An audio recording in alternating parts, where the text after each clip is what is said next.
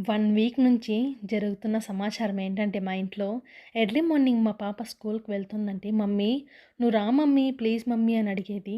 సర్లే ఏదో ఒకరోజు సర్ప్రైజ్ చేద్దాం అనుకున్నా. బట్ ఇంత తొందరగా చేస్తానైతే అనుకోలేదు.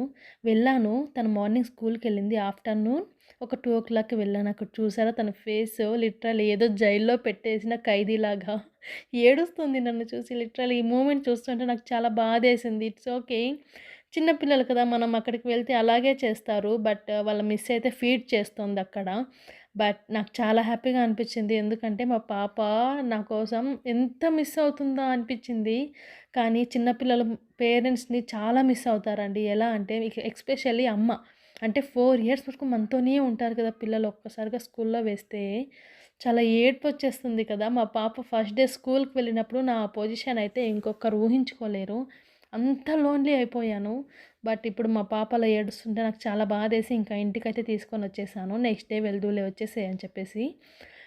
సో, తనకు నచ్చిన ఫుడ్‌తో తనని హ్యాపీ చేసేసా సింపుల్‌గా. కాబట్టి please do like, share, subscribe to my channel. Bye.